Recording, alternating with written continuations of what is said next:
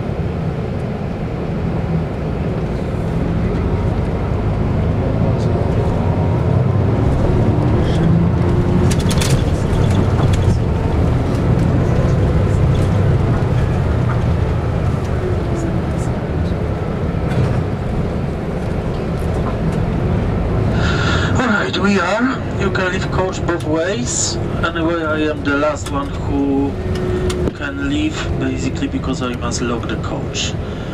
This gate you can see at the front of the coach. Please use, go follow the main.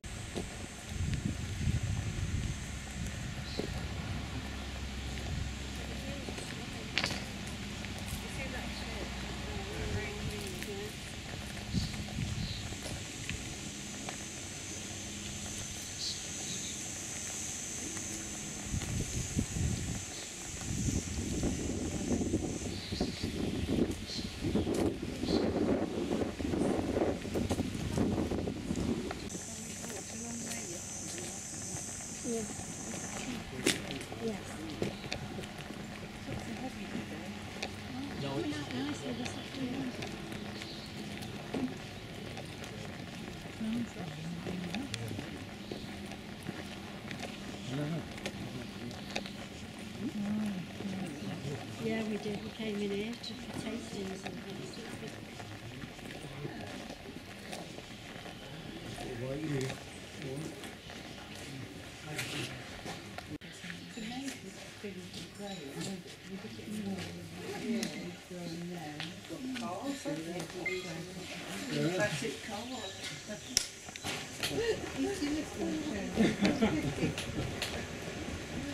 This is the motor. Yeah.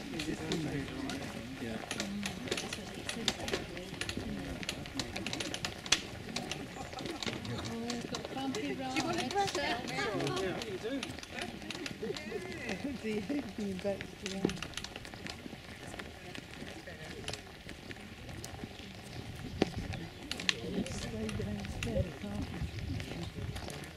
Well, we probably wouldn't get him upstairs.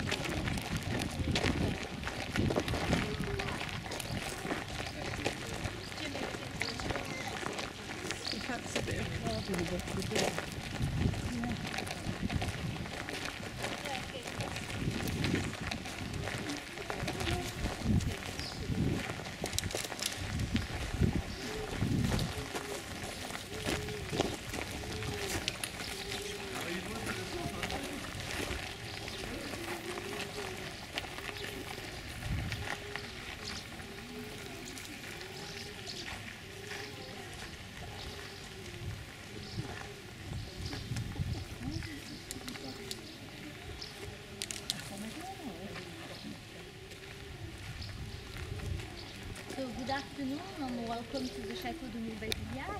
So this chateau was built in the middle of the 16th century by a Catholic family, the family Deidy. Then this castle was sold to different families, but most of these families were Protestant because most of the population in the Bergerac area was Protestant. We will see that inside.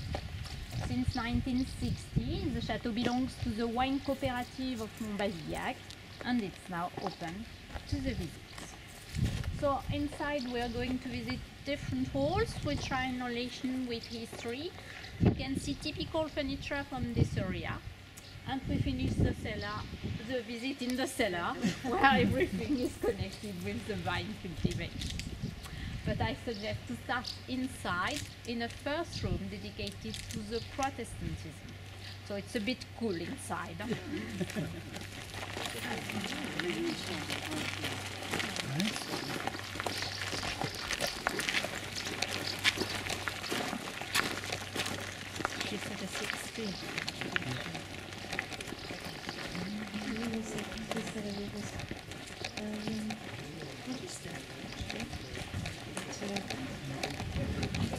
The old cooks, they put it up, the old cooks.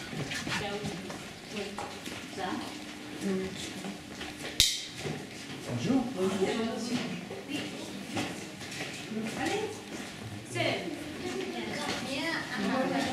On your right, please. In the room on your right, please.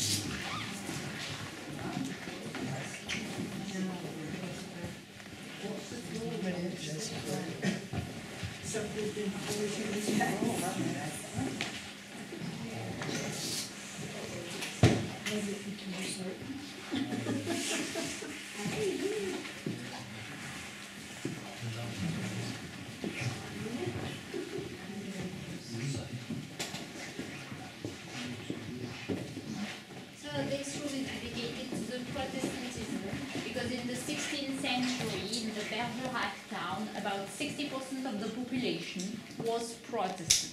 And it was not really very normal in the Catholic Kingdom of France. That's why in the second part of the 16th century, we had 8 wars between Catholics and Protestants. That's the civil wars or religious wars. And this was ended with a law promulgated by the King of France, Henry IV, in 1598. That's the Edict of Nantes, Edit de Nantes. And with this law, it was allowed for the Protestants to stay in France. That's why Bergerac was a Protestant area. So here, all around you, you can see some documents in relation with the 16th century and the Protestantism. But when the wine cooperative arrived in the chateau, there was nothing inside, no furniture. But when we go up in the attics, we find books that you can see there. So that's old books from the 15th to the 19th century. And most of them are in relation with the Protestantism. And we find some very interesting books that you can see in this last printed cupboard, especially this one on the top. It's a book written by Calvin. The title is Institution de la religion chrétienne, and with this book we can know what Calvin means when he talks about the Protestantism. And this book is very rare because around the page we have some writings from Calvin. On the page. And you can see the portrait of Calvin on top of the fireplace. So we have Protestants in the Bergerac area, so the trade became more important and the vineyard extended. And to work in the vineyard, we have special craftsmanship industries that we can discover in the following book.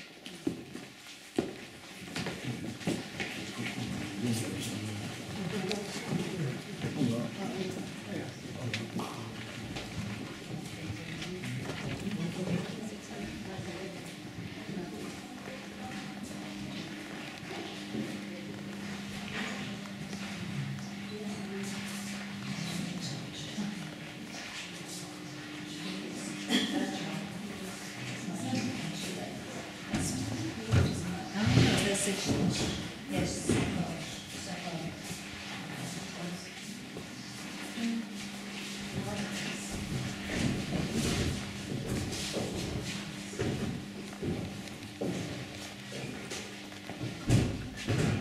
Just put a drink over there.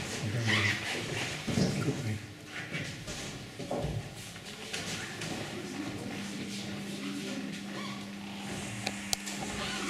We're going to start with the clove maker, and in Périgord we need walnut trees to make the cloves, because this wood is light, and when you work in the vineyard it's easier because the ground never sticks on the clove made in walnut trees. That's why this wood is very interesting. So we worked hard in the vineyard after we have grapes to make wine. But to export the wine, we need oak barrels. And in the next showcase, you can see the tools of the cooper. And between the 12th century and the 15th century, the wines from Bergerac and Bergerac were exported to England. Do you know why? Tax. Yes. The tax. Yes. You know the history between Aquitaine and England in the 12th century. So there was a duchess in Aquitaine, Eleanor, and she married the King of England, Henry II. So this part of France became an English territory. So English people lived in this area, so they exported the wines to England. But the King of France wasn't really very agreed with that. That's why we have a war between England and France. That's a 100 years war. I'm sorry for you, but in 1453 at the Battle of Castillon, English people lost. So, but after that, it's very important in France. Yeah. You know that, no? Because after that we count wins again and again. So that's the first time and the only time.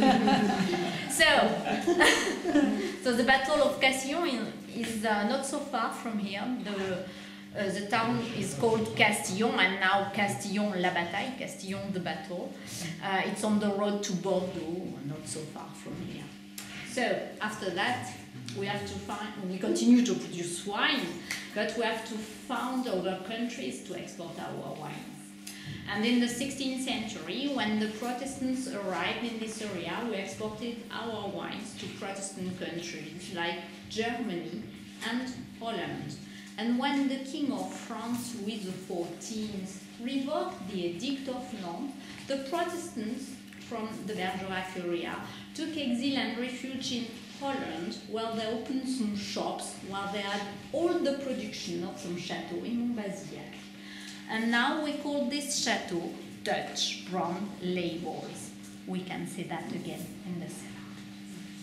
So to export our wines, we put the oak barrels on a cart, and you have here an example of this cart, and we go down to Bergerac, and especially we go down to the port, because after the cart, we put the oak barrels on the local large flat bottom barge that you can see on the Dordogne River. You know the French name of this boat? Gabard. Yes. And this Gabard went to Bordeaux, where the wines were exported. But after this Gabard came back to Bergerac. But it's not very easy to come back from Bordeaux to Bergerac because you're against the current. So we needed the help of oxen that we found on the tow paths near the Dordogne River. And with oxen, we hauled the Gabard back to Bergerac. And to hold the Gabard, we need ropes, and we make it in this area with hem. That's what you have in this showcase down. So we brush the hem, and after we twist the hem together here to make the ropes we needed for the train. Have you questions? Was Eleanor of Brantome married to Edward I? At the first time, Eleanor, she was married to the King of France. I said Henry II was of France. No, she married Henry II of England. Henry II of England. That's how they got Edward. So she was married to the King of France first. Eleanor married the King of France. Right. And she couldn't have boys. Right. So she didn't want any more Eleanor. Right. So she came back in Aquitaine. Yes. And she married the King of England, Henry II. Henry II. Yeah. And she had boys. Who was married to Edward I of England? I thought that was Eleanor. No. Well, she married her. I don't know. Of Aquitaine. Yeah. Yeah. Wasn't she at first married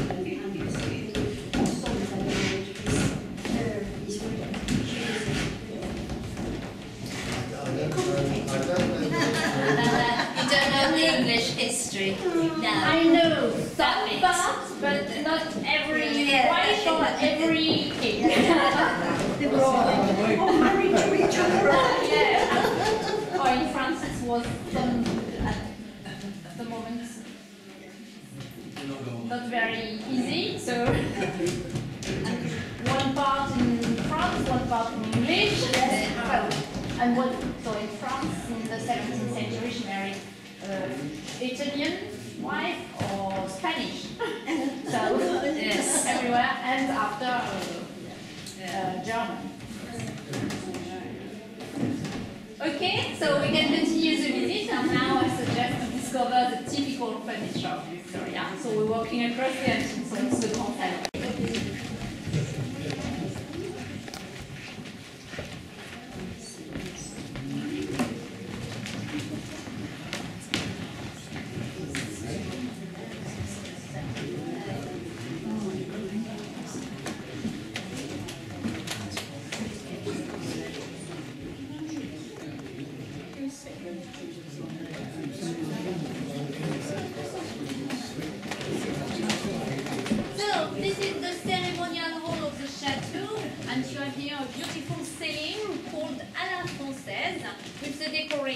On the little wings.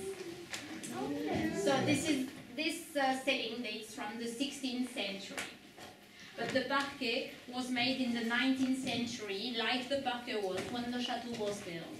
And on this floor you can see 3 different colors because you have 3 different woods. So as you can see, you have a wood darker than the others. So that's the most traditional wood used to make a parquet. Do you know which tree is it? Oak, yes. After you have a little bit red wood. That's a spruce tree, more used for furniture. Cedar, walnut, No. Not walnut. cherry. Apple. Yes, cherry. Cherry. And the last one, more light. Walnut. No. No walnut. Not Yeah. cedar, No, that's pine. Yeah. Pine. So you have here oak, cherry, and pine. That's why you have these 3 different colors. So around you, typical furniture from the 17th and 18th century, especially this big wardrobe made in the middle of the 17th century. A nice wardrobe because there is the 2 styles we had in France in the 17th century. So in the first part of the 17th century, the king was Louis XIII. So his design is with a diamond-shaped pattern that you can see here on its side of the cupboard of this wardrobe. You have nice diamond-shaped pattern. And in the second part of the 17th century, with the King Louis XIV, appeared this chapeau de gendarme, this policeman hat that you can see here on each door. And you have here one of the most beautiful wardrobes we have in France from the 17th century. So that's a big wardrobe. Looks like the table, very short, but this table was used only for the presentation of the food. And today around this table you have different armchairs with a straight back here and with a recline back there. So if it is so different, it's because you have armchairs for the ladies and the others for gentlemen. And you have an idea where the ladies could have a seat? Straight? Yes, of course. The ladies wore corset, so it's difficult to move with a corset, so a straight back is more comfortable. And for the men, it's more cool to have a reclined back. They were so tired, but they didn't anything. Yeah. But they have hobbies. That's why they were so tired. They went hunting, and after, when they come back with the game, they were so tired. It's better to have a reclined back. And so, because we have game now in the chateau, we cook it in this Renaissance fireplace. And when the game is cooked, before to eat, we need a special table to carve it, and we can discover this table in the small salon.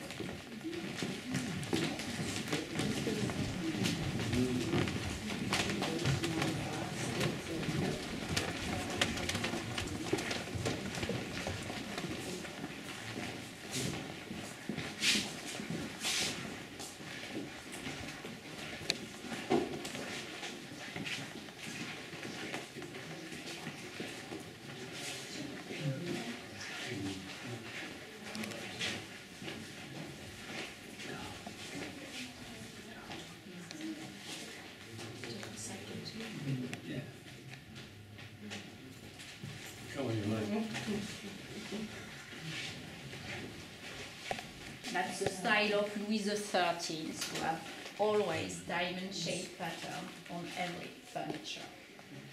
In the middle here, a big table, never used to eat on, that's closed around, so difficult to have a seat. This table was used only to carve the game. That's why it's so thick here. And in the past, the top was covered by marble, because it's easier to have the juice to serve the game after.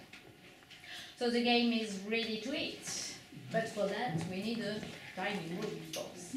And now this dining room is at the first floor. So be careful in the stairs, please.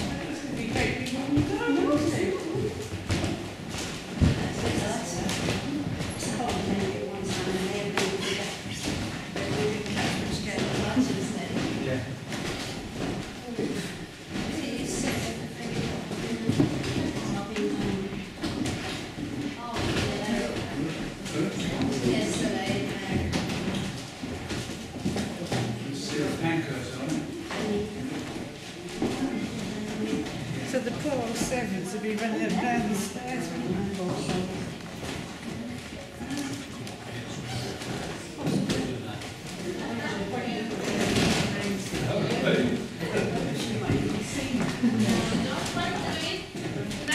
Castle in Bergerac, and when this castle was sold, the wine cooperative bought the furniture from this dining room to put it in this room.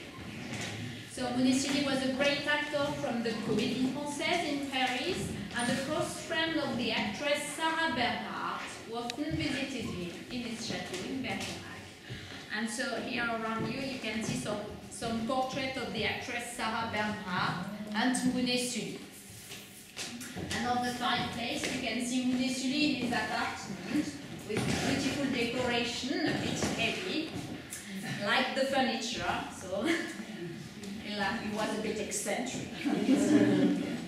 And in this dining room you have the table, chairs and 3 different sideboards, and on the top of each you can see 3 different animals that we have in this area. So the plate we needed French. But to it we need of course plates, and in the tower you can see different plates made for Municipli, and on each you can see different elevation from each chateau in Bergerac. So it's made in white porcelain from Limoges, if you want to have a look. Did the table extend? Yes, of course, yes. For all of you. In the centre. Yes, it's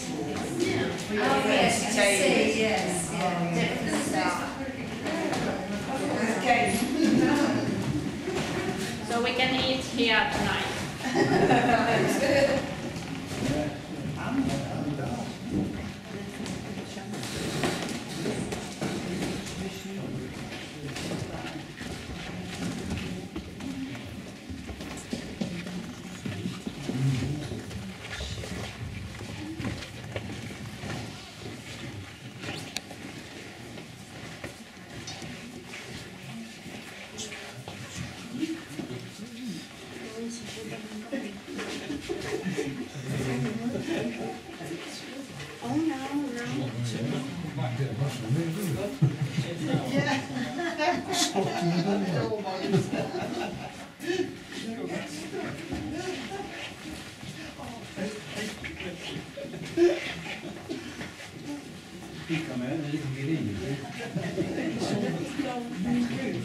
Oh, yes. What is from the Norwich? This is the Norwich porcelain. Oh, that's famous for porcelain, isn't it? The Norwich. It's got like an oriental pattern as well.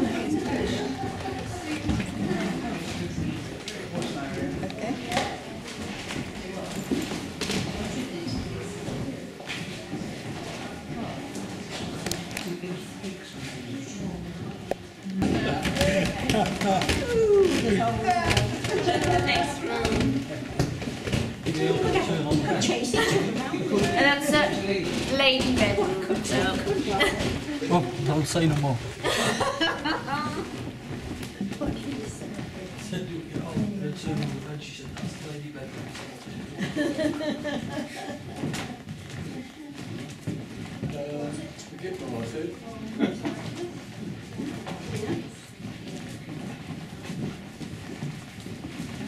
You can use purple, did they, on it?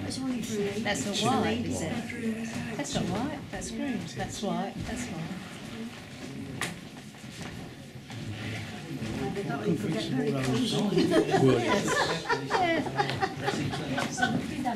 Yes.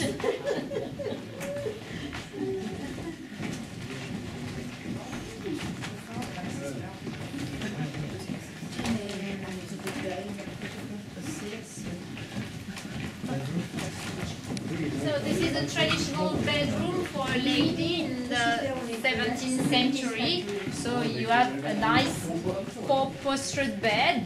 So it's a small and a short bed. That's only for a lady. But do you know why the bed was so short in the past? People, yeah, that's right, but it's not the reason why. People was superstitious. thought that if they slept in a lying position, they will die. And they didn't want. So they prefer to sleep in a sitting up position. That's why you have here cushions to be more comfortable. So don't try to do that tonight. And of course, in a sitting up position and younger than today. Yeah? It was for them around 40 years old.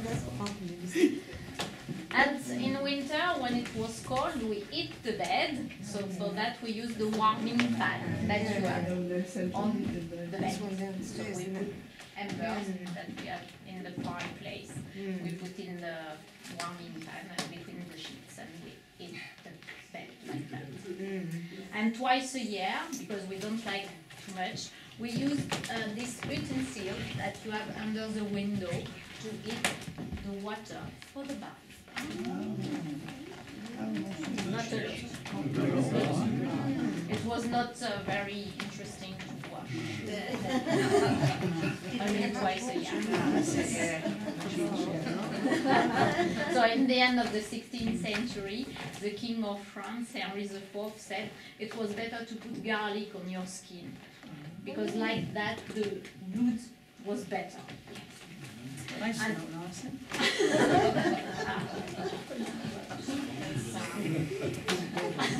That's something different. But they had many ladies, no? Yes. And after, in the 17th century, the King of France, Louis XIV, said it's better to put powder on your skin, protect your skin against disease. That's why bath is not used a lot. Twice a year. So, most of the time, not for the ladies of the chateau, but for people who lived in the chateau, they have the river to have bath. Summer, that's better. So now you're not so tired anymore, so we can continue the visit. And now we can discover a French cartoonist born in this area.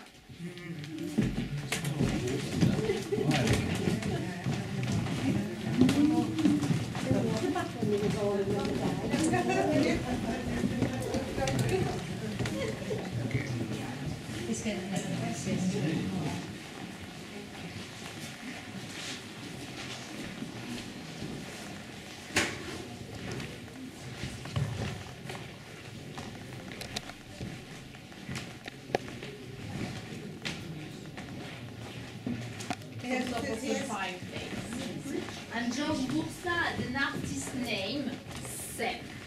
And he was famous in Paris because he decorates the menu for the great restaurant Maxime that you can see here. And you can see now in Maxime these drawings. But most of the time, Sem depicted the society and the fashion in the end of the 19th century, as you can see all around you with these different countries.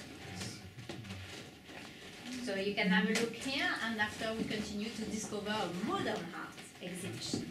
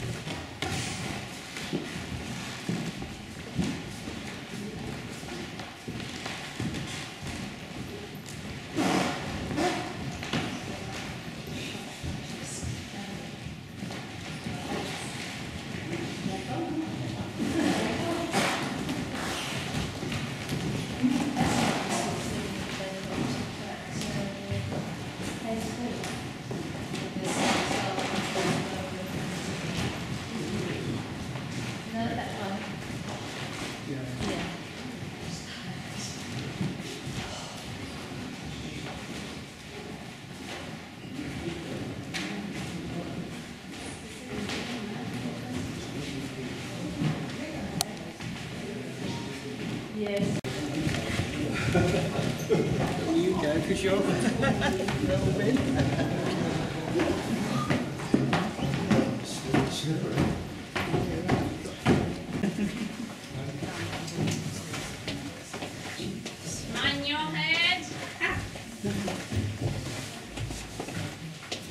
give me your glass.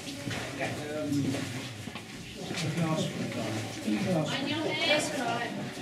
Put it around my ankles. Yeah, around your ankles. All right.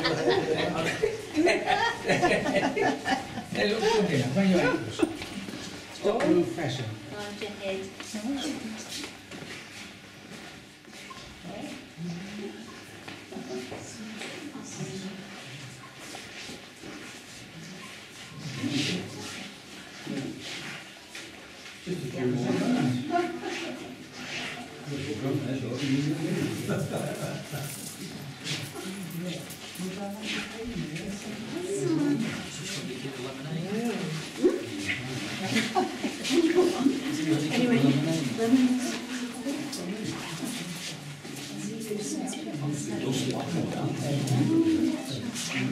Those will be never drunk because it's not very good. Keep the wine in a such cellar. You have here the light every day and the temperature is not really constant in this room. That's why this wine is not drinkable anymore. So as you can see here, you have only a white wine because in Montbazillac we produce only a white wine. And in Montbazillac this white wine is always sweet. Sweet. And that's a dessert wine. So, but to produce a sweet wine called Montbazillac, we have to respect some conditions. And the first one is the area where it's allowed to produce this sweet wine. So you can see on the map the area. So you can see here. So it's in the soup of the town Bergerac on the left side of the Dordogne River. Only 5 villages could produce the sweet wine called Montbazillac. Saint-Laurent-des-Vignes, Pomport, Rouffignac de Ciboulès, Colombier, and of course Montbazillac. On this map you can see some names in green, so that's the name that I told you at the beginning of the visit. We call this chateau Dutch brown labels, because all the production of this chateau was sent to Holland after the revocation of the Edict of Nantes in 1685.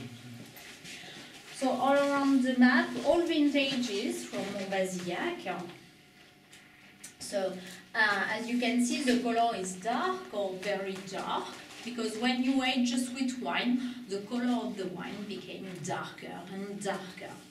The sweetness is always the same, but the flavor changes when you age a sweet wine.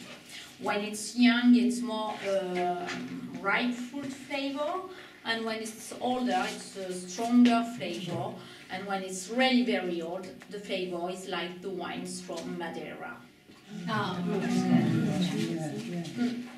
That's a cherry, like the cherries, it's more like a cherry. So, but all the Montbazillac haven't the same sweetness. That's why you can store the sweet wine at the same time. When it's not very sweet, you can store this wine 6-8 years, and when it's really very sweet, 30 or 50 years.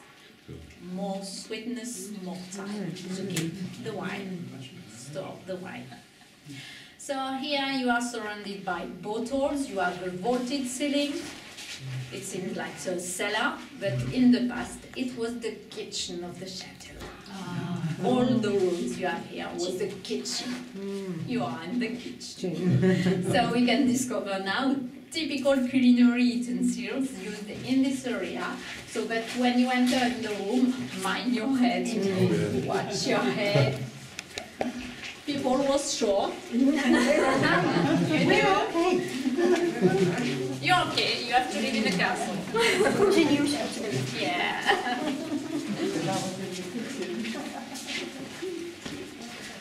We're getting away from the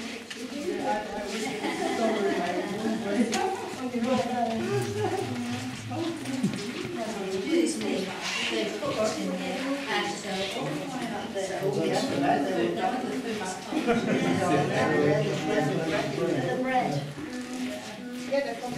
Oh yes, I cooked it up there. Yeah. That's if you didn't do the right cooking. Money down there. Yeah. I said there's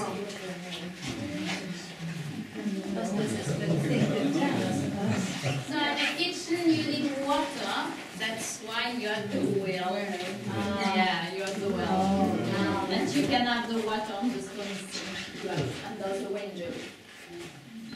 So in this room we can bake the bread, and so you have here the bread oven. And when the bread is baked, we can write some fruits in this oven. Do you know which fruits we produce in this area and we dry in an oven? Sultanas. Currants.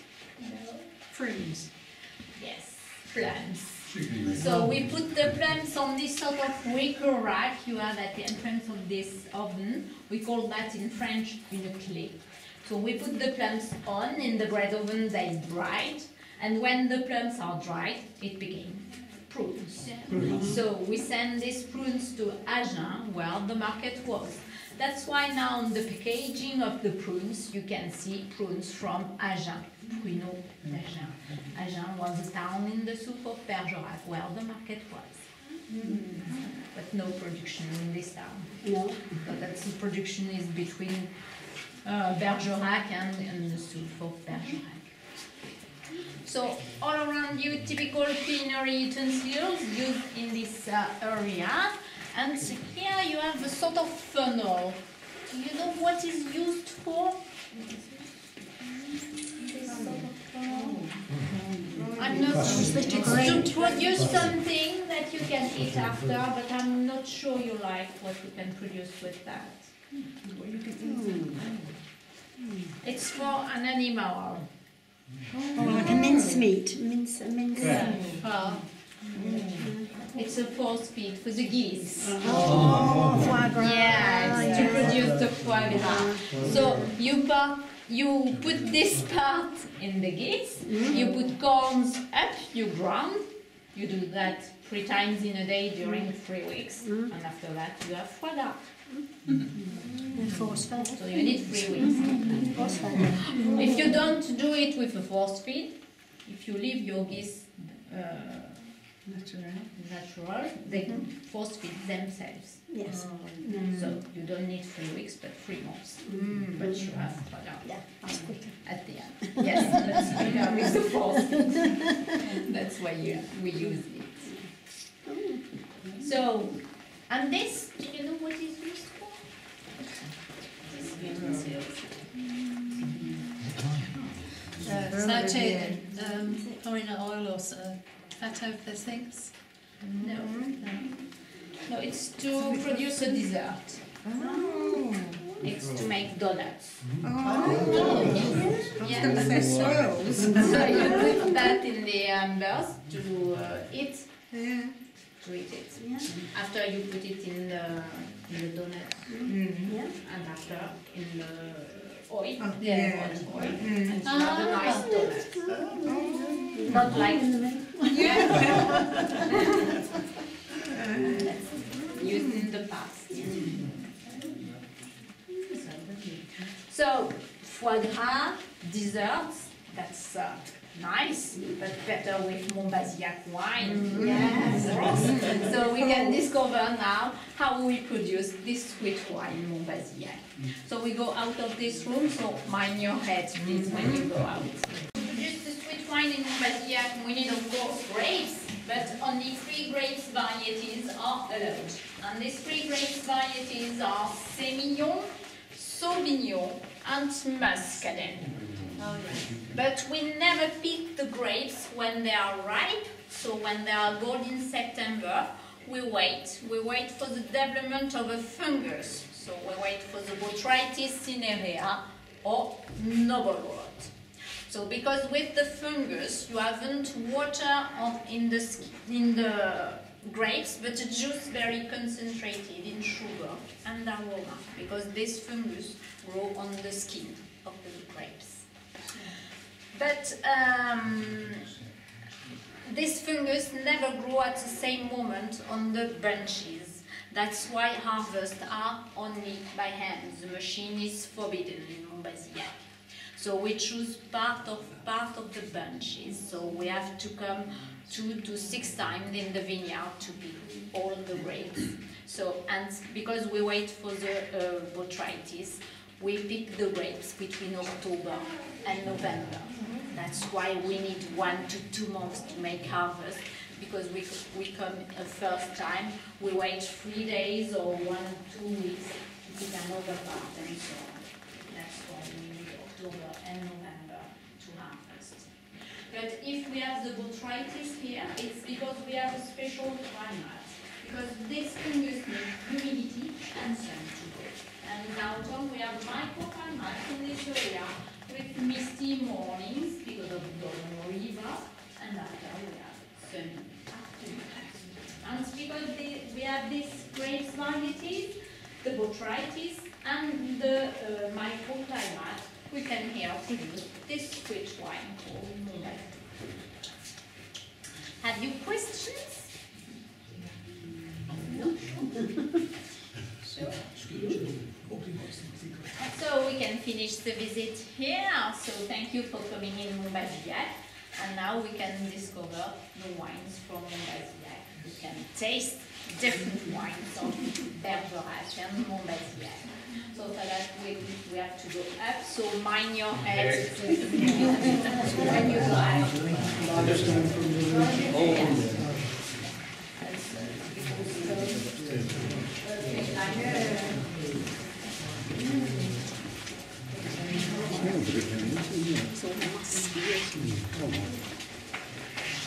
C'est bon.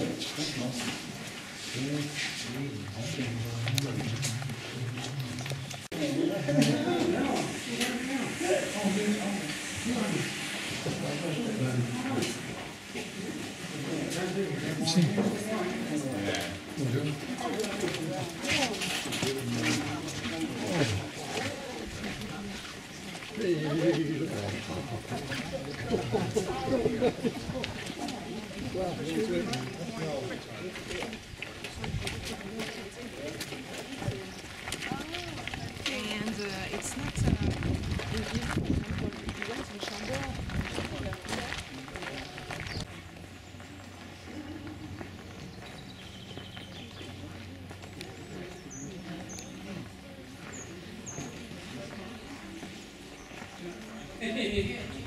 Montbazillec wine.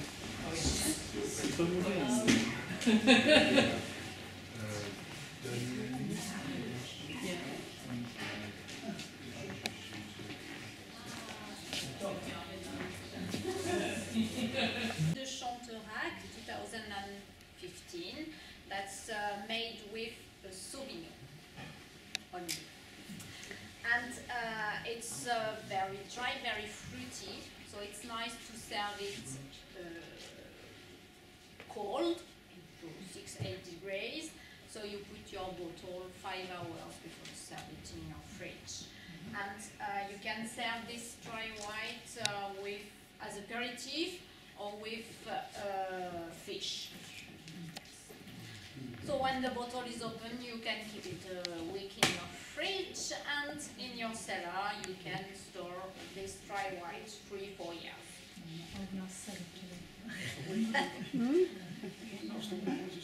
Digging a cellar. No, I'm not having a cellar built. Nice No. to drink dry white.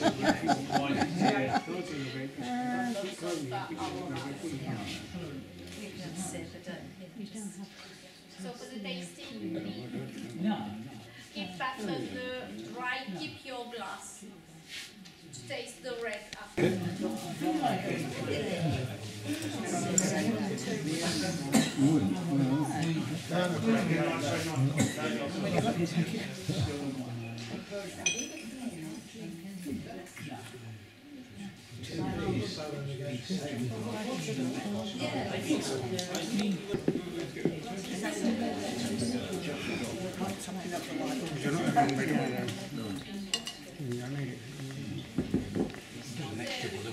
We can continue with the red. I thought it would.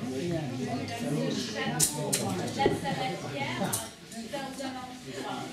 So that's a light red, very fruity. So it's and you can serve it with